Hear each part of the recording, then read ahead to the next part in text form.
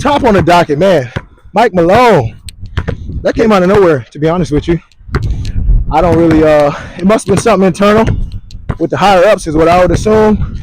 That maybe they just had a falling out, or maybe previously had something going on, and then it all came to his head, reared up to his head, and they like, hey, anytime I see drastic firings like that, I'm like, okay, it was something already brewing, something simmering. Yeah. And it was just one last pow, you know what I mean? And it might have been something he said, it might have been a way he conducted himself that was maybe different, you know, that they might have been monitoring. Maybe they said, hey, we don't like the way you do this. And maybe it was an area that where, you know, passionately he couldn't fix, you know what I mean? Maybe he said or did something that was just too rigid for them and they kind of had their last straw. That'd be my speculation, but at the end of the day, I don't know. I don't think anybody deserves to go out like that, especially somebody who spent that time with that organization. He's been the face since they had their recent success. He seemingly had a good relationship with all the teammates and the team members, but we don't know that side either. So those are the things that are still gray areas, but I hate to see those type of firings, man, because people have families, they have a reputation, they have, you know, they're human. You know, nobody wants to go out like that. Like, you know, at least, you know, I know business moves and swings big like that and like chops, but you know, especially being the 4th seed, that's another thing that I'm not understanding. Right? Like, you have that's been in right now. I was thinking Eric Gordon, like he's been out. Jamal Murray's been out. Yeah. That's 2 of your starters right there. Come on, man. And y'all are sitting in the 4th seed. Like, what's up? It's not like y'all are in the play-in tournament or something like that. Then on top of that, Mike Malone, he's had pretty great records in Denver. Yeah. That's number 1. 2, he just won your ship about, 2 seasons ago? Facts. So I'm looking at all of that, and I'm thinking, and him having 2 of his starters out, and they still are the 4th seed. Man, come on. Like, you're actually sitting in a great situation because, like, what if? Because you know, like NBA season, we all know it's gonna be some ups and downs, just like any other sport. It's always a battle of nutrition. 1,000%. Who's gonna stay healthy? And I was thinking, hey, now going into the playoffs, there's just really no telling. You can end up messing around going to the playoffs. You get Jamal Murray back healthy. Facts. Let's say you get into the second round. All of a sudden, you get Eric Gordon back. And then all of a sudden, it's like, oh, okay, well, right. You know what I mean? You got chemistry, you got defenders back, you got playmakers back. You know, you got a smooth rhythm that's back. I think that's a really deal. I mean, but I tell you this, I heard they also fired their GM too. Yeah. I don't know what that's all about either. know. I'm thinking, well, shoot, why y'all clearing house? One of them type of situations where they're trying to clear house. If they was like, you know, not in the playoffs, trying to see if they can get a better type of ranking or something like that going into the NBA draft. But in this aspect, I don't know, dog. Yeah. I'll tell you one thing, though. That's a situation where Mike Malone gonna get picked up very quick. Oh, quick. Kind of makes you wonder. Makes you wonder if the Joker's not happy. I mean, Mike. It is the NBA. Go with Mike. While I was thinking about, would the Joker end up going out there to like LA next season? Yeah, that's kind of what I've heard rumblings. I have, me too. I mean, the NBA needs a splash. Let's all be honest. The game is built around entertainment, and that's just the way it is. And LeBron and Luka is exciting as hell. Yeah, they are. To watch, man. I love watching it. He like watching Golden State. He like watching OKC. Fun teams. Charlotte has its flashes. They're pretty fun. I mean, you have teams that have an added dynamic, and oh man, you put the Joker with Luka, it's just golly, lights out, man. Good night. Good night. Good night. Because here's the deal. If not that, okay, if history repeats itself, and you have different moments of dominance, right? And you have the three-peats of the world and the double three-peats, right? And the back-to-back championships of the world, right? Mm-hmm. And generally it goes some time, and then somebody comes along and they do it. Last to do it was Golden State. I mean, it might be time for another dominant dynasty to arise. It makes the NBA more fun. I mean, and you putting Luka with the Joker, I don't know, bro. Yeah, What you gonna do? I'm looking at chemistry for them. That would be nice. They both just what I like about it is that they like some both slow rolling thoughts like sloths. They just know how to hoop. They know how to play rumbly. basketball. Like their IQ is just so savage. They super But at rumbly. the same time, they're big enough where they can like be good on like contested shots. Facts. LeBron would be probably the fourth option at this point if he decided to come back. Oh, you thinking? Which is like poetic justice for LeBron because he's like, hold on, this may be the most exciting my part of my goodness. whole career. I mean, why not? Get you another 3 to 5 years. Go to 45. Why not? Right? And so, I mean, with that dynamic, now you got the Lake Show on top again. Like it or love it. I mean, hate it or love it. It is what it is. I like the Lakers, but that's not my foundational, just, team I ride or die for. But that would be Chicago. Just Makes sense. that's the way it is. You know what I mean? You got to represent for the roots. But either way, you got to respect entertainment and excitement, and that's exciting. Yeah. That's super exciting, and I would like to see it. So, what else is going on, man? They keep talking a lot of noise about Shedeur. How you feel about that? Him patting on the ball, and they got a lot to say. Well, What's your thoughts on Matthew Shedeur? Stafford, he passed the ball. 7-time Super Bowl champion Tom Brady passed the ball. I think honestly, it's just it's nitpicking because it's fun and it's trendy. Yeah. And so they want to nitpick on Shedeur, but That's a good way to put it. truth being told, he's going to be, in my opinion, he's going to be a Hall of Fame quarterback by the time his career is over and done with. And what's going to solidify that? Him going to a team that's further than the draft. So, a couple teams, obviously, that's been talked about. You got the New Orleans Saints. You also got the Pittsburgh Steelers. What's interesting is that he actually took a visit to Pittsburgh, even though they didn't go to his pro day. They didn't go to his pro day, but because how, I guess, talk and everything has changed, Yeah. he actually had supposedly a nice little interview session with Pittsburgh. I think they flew out to him, actually. I like that. Which is actually really cool because that's like showing, in my opinion, like investing in what could possibly be the one. Because I was all like, hey, what happens if Pittsburgh tries to figure out a plan and tries to trade up for him? That's dangerous because people almost forget. Didn't DK Metcalf just go out there to Pittsburgh? You better speak on it. And you got Pickens too? You better speak on it. Man, you get And you got a little slot receiver too that's kind of nice. Yeah. I forget his name. He's nice though. And they're only going to add more. I mean, So, like they should. yeah, I was all like, man, you have that with those two dominant receivers. They're probably going to, and then, I know we've spoken about this once before. They're probably going to more likely try to grab one of his old receivers from Colorado. That's like a little bit of a nurturing thing right Why there. not? You know what I mean? Why so let's not? go ahead and build that. You know what I mean? 'Cause- Shiloh. Yeah. Shiloh. Shiloh. Baltimore Ravens. Shiloh. Yep. What's up? So I'm looking, Get him early. Get him early before anybody even think about it. man. Where that other pick come up behind Shedeur. No, keep going. And then it's funny because I saw in this interview where Shedeur was talking about how like Mike Tomlin and his coaching staff reminds him of his dad and his coaching staff. Right. I was all like, hold on. So they was like, okay, Shedeur. So how would you rate that? The interview process and meeting Pittsburgh and stuff like that. Out of 1 out of 10, he rated it a 10 out of 10. Come on now. I was like, that's saying a lot. Hold on. So that's saying a lot. So I'm like, you know what? Honestly, black and gold of two different styles. Either one of those teams gonna be great for him. Man, either one. My take on it is we better not. You better not. You better not let Shedeur fall. Man, You better not. Talk all the noise, man. Keep on.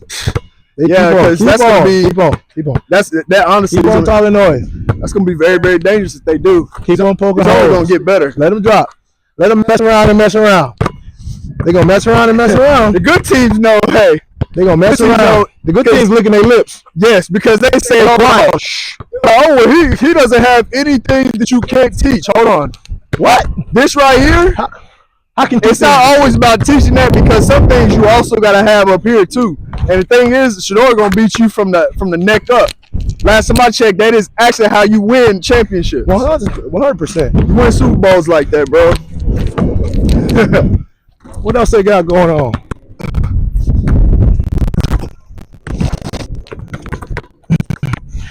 How you think the Jets gonna do with Justin Fields? You know what? I forgot they got Big Lazard, that wide receiver out there, 6'5" receiver. Oh yeah, I didn't. So you got Allen. Was that Allen Lazard? Alan Lazard, he was out there with Aaron Rodgers. Yeah, I know he was out there Nice. with A-Rod whenever he was with He Green nice. Bay. He nice. But I was like, you got him, so that's actually really good. I was all like, man, you got Garrett Wilson, you got Breece Hall that's been toting that pill. And he got a Clearly, nice if- backup too, Yeah. in Allen or whatever. And then I was all like, well, clearly if Aaron Rodgers was out there with the Jets, their O-line must be all right. They must be okay. And so I was thinking, okay, well, that means with Justin Fields, they was just kind of looking for a plug-and-play type player. A plug-and-play type player that's already kind of experienced, ready to rock and roll in the era of the athleticism that is in the NBA, or not NBA, but in the NFL right now, which is really, really crucial. Yeah. So you have that. I mean, then on top of that, when Justin Fields was a starter for Pittsburgh, last time I checked, he was 4-2, right? Come on now. So you have What are you that. talking about? You want to talk about how many games I think the Jets can win this year? Overall, I think they had the 17th ranked passing defense last year. I think the 4th or 5th ranked rushing defense. Come on now. That's respectable. Come on Yeah, that's actually respectable to me, and I think they can only get better because I was thinking in the draft, you can't go wrong grabbing a couple of, pass rushers, interior run stoppers, just, and that's just called polished players. You're Right. bringing in a few polished players, you know what I'm saying? Facts. So you get a few polished players, I think that's going to be a big deal. And then letting Justin Fields come in there with the chemistry that he already has with Garrett Wilson, which is really dope. I'm looking at that, I'm like, shoot.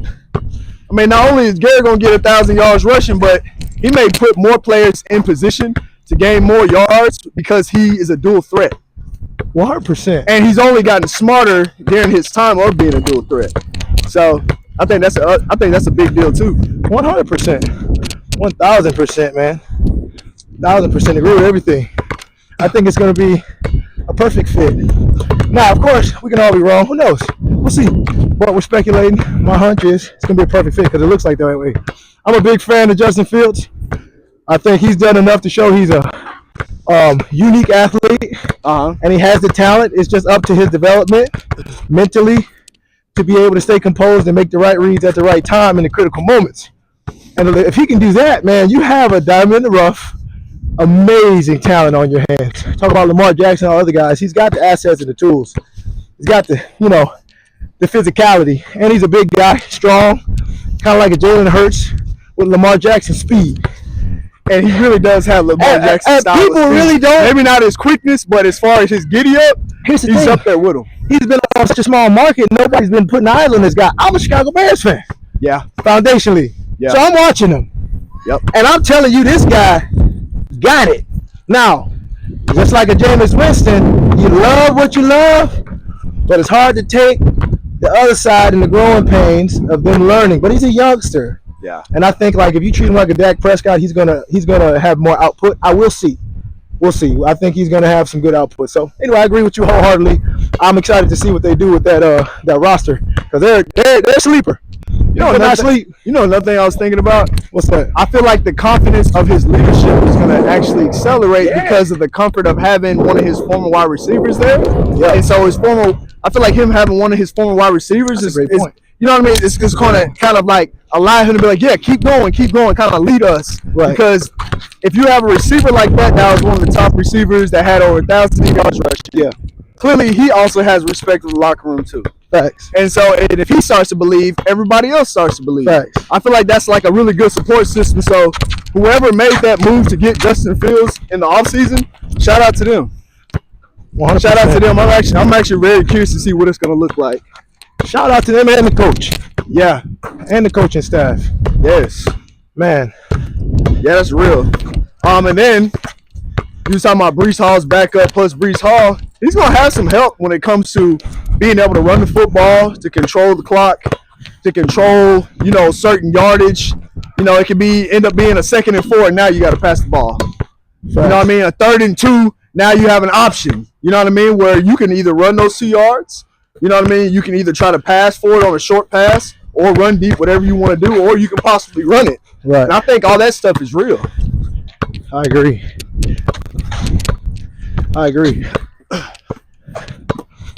What else going on this week?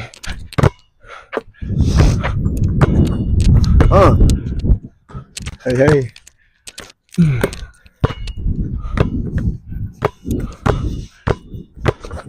I don't know why I'm still thinking about that whole situation with Shador. Yeah. Because I really want to see how things are going to be for him. What team is going to land him? Because it's going to be poetic justice whoever lands him. 100%. But on to other things, I guess the sneaky situation of what's going to happen with that number 2 pick versus the number 1 pick. Because I think the number 1 pick, I think the Titans, they can't afford to go past not grabbing a quarterback. And since being they canceled their interview with Shador, and I think also with Travis Hunter, I think they canceled both meetings. I think they're solidified they want to go get Cam Ward. You think so? Who did?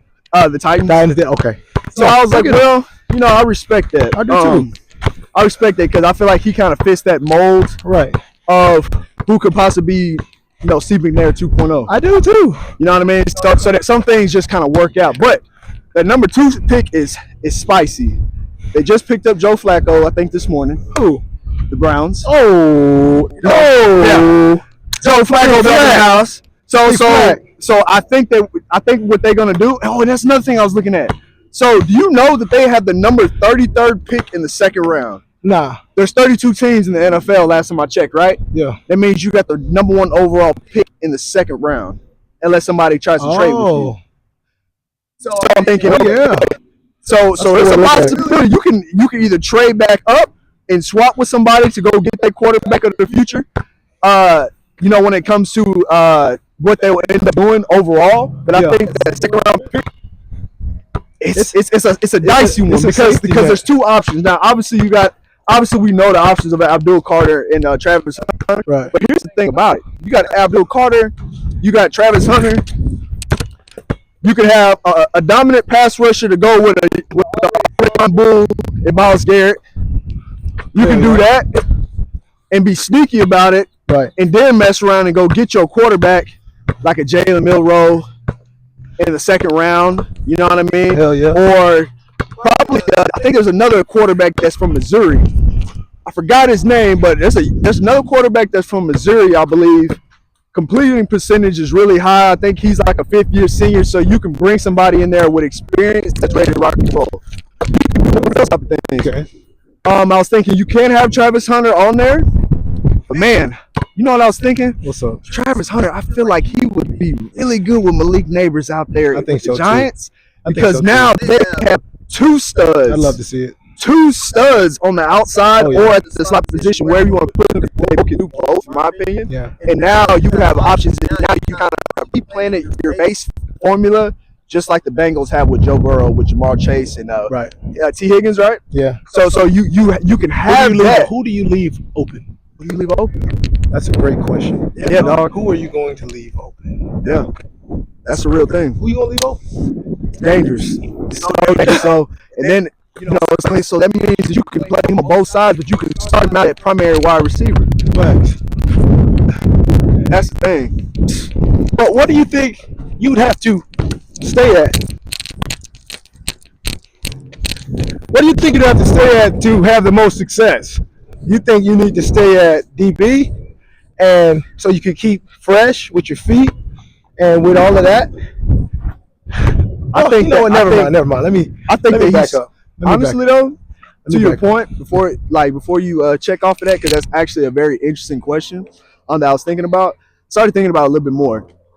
I was looking at Chad Johnson, Chad Ochocinco, and the way he can separate. And I know people talk about how they was looking at Travis Hunter's route whenever he was at his pro day, and it was like, man, a DB gonna jam that. And then, you know, I was speaking on, he's actually doing creative moves in his route structure, like as if he was the 2nd or 3rd option.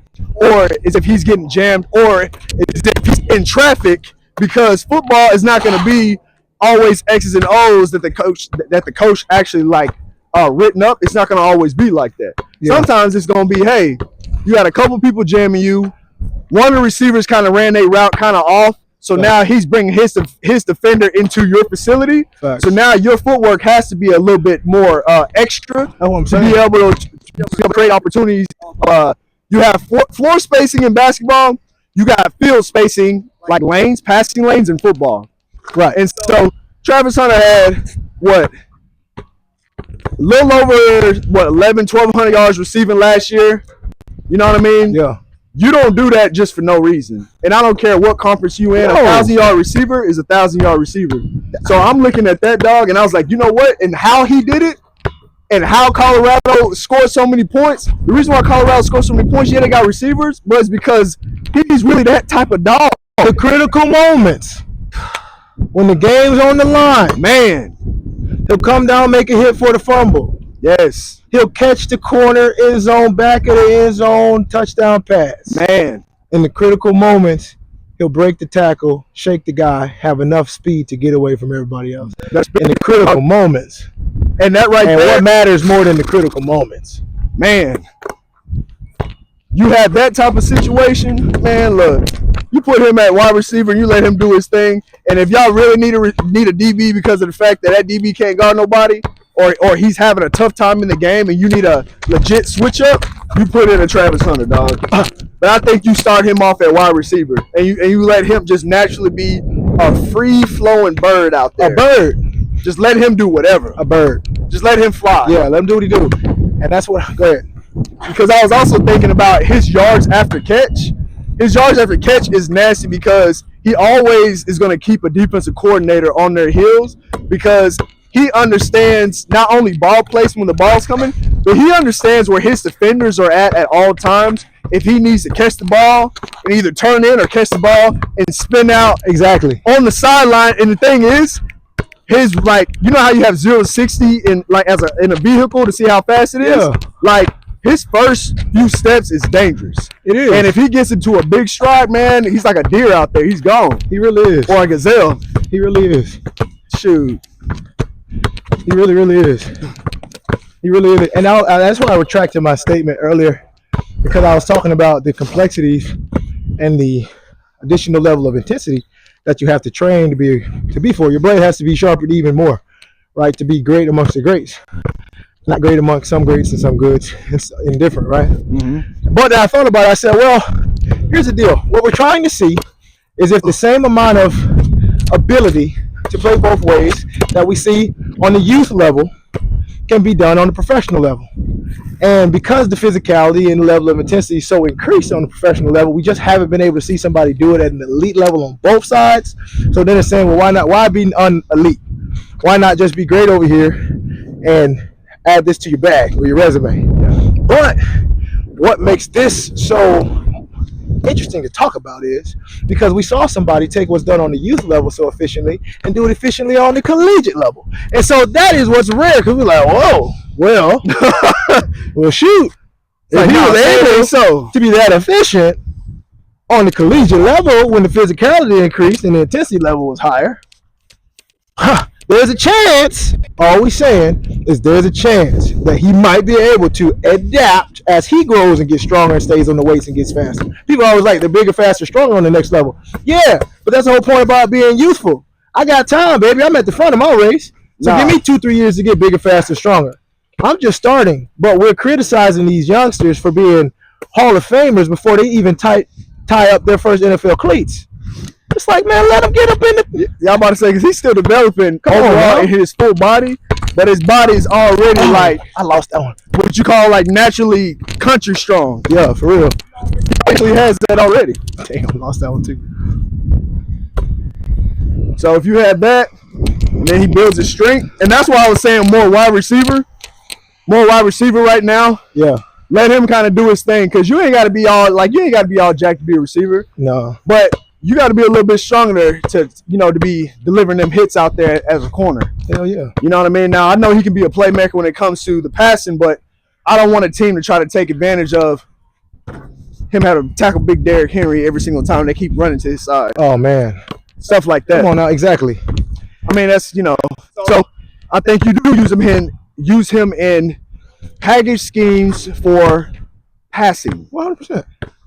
Yeah, That's what you got to do. Yeah, for passing. But then your Ferrari is being utilized as a Jeep Wrangler. Nah, for And real. so they're not built to be a Jeep Wrangler. And so that finesse and that burst that you want on offense just got banged up trying to tackle Derrick Henry so he could save the touchdown. Right. Because here's the deal. Yeah, you don't want to take that blow, but if it's you and him, mano a mano, because Derrick Henry gonna get loose.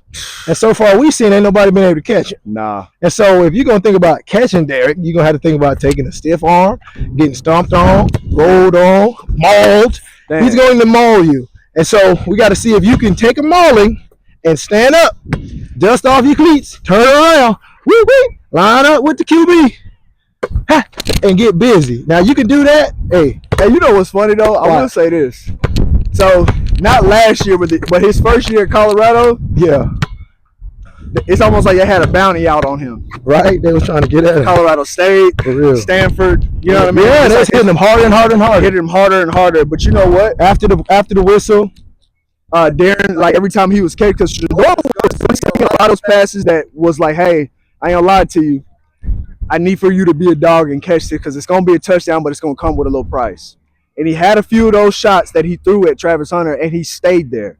So that lets me know he's strong here, like this, but he's strong here too. yeah, You know, that's the real thing, and dog. he's disciplined. You know. Man, big discipline. You know, the power is in the mind. So when you have a guy who mentally perceives that he has a responsibility to maximize this opportunity and time because he realizes how gifted and blessed he is, like people don't talk like that.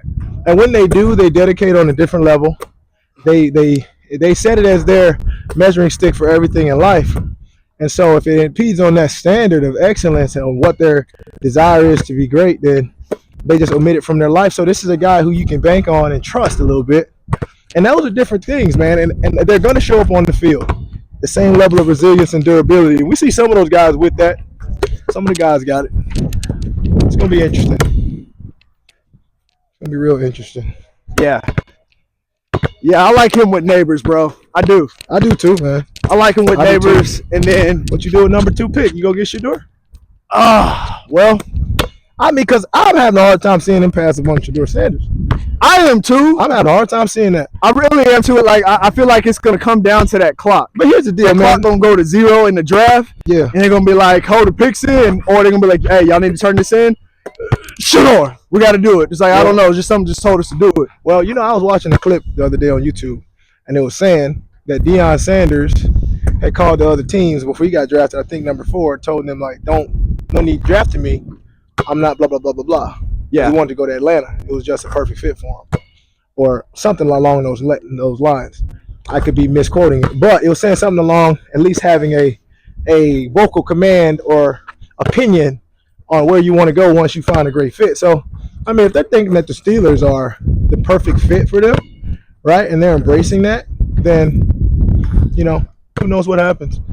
Who knows what happens? yeah, because I think, and to your point, you talking about that, I was thinking, you know, maybe Deion's like, you know what, son, don't do the same thing I did because I think they're looking for revenge. I think they're looking for revenge, and they're looking for a way to kind of mess up your draft Discredit the stock and name. everything. Because, you know, at the end of the day, NFL is also a fraternity. You ain't lying.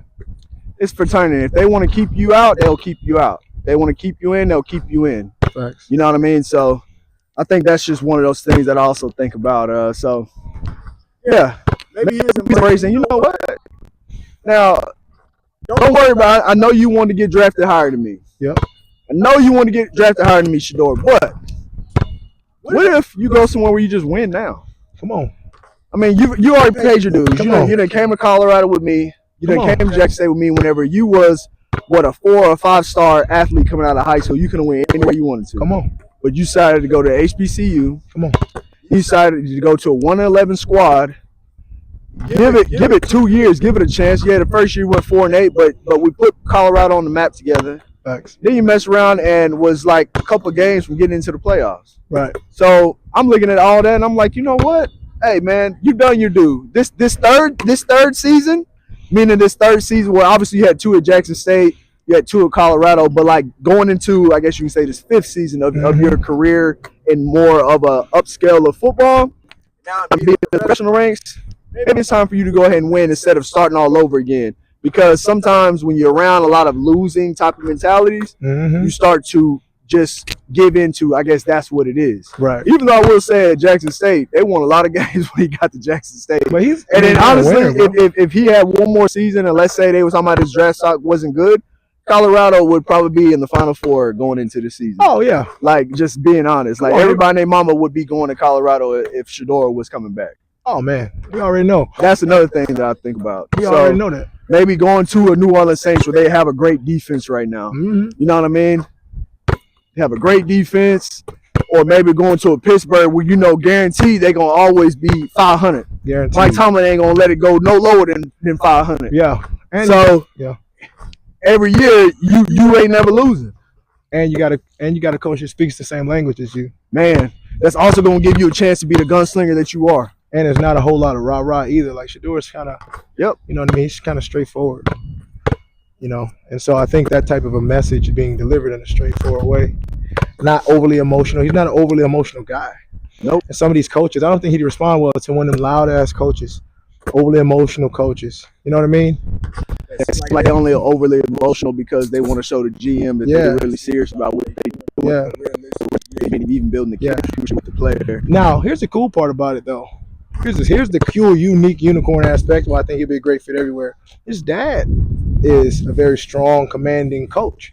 And you see that he can handle it. They're like, you know, fire and ice. His dad, no, you can see me over there. He's kind of like, you know what I mean? He's just talking to him like this, like, right. Like, you know what I'm saying? And so and then now Deion tells stories about watch the tape. You know, when he gets on to him, he's like, watch the tape. You know what I mean? He's really calm, cool. So he shows he can handle any type of coaching, you know. But anyway, I think, man, that'd be a good fit. Now, that's a really good fit. They're kind of low down on the charts for me. Maybe they're probably trying to work something out.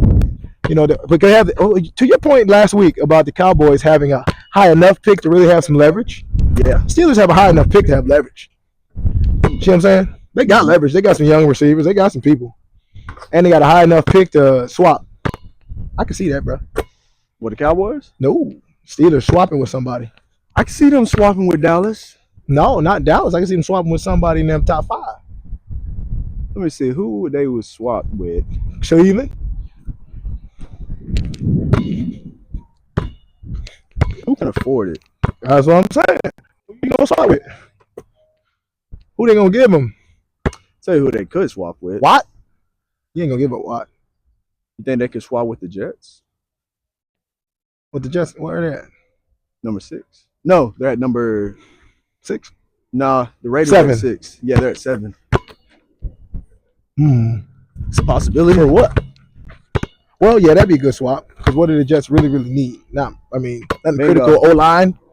O-line will still be there. Nothing that they can't get in the second round. Yeah. Nothing that ain't fringe and risky. There's no guarantees down there. I mean, of course, we can always say because of a record, they need everything.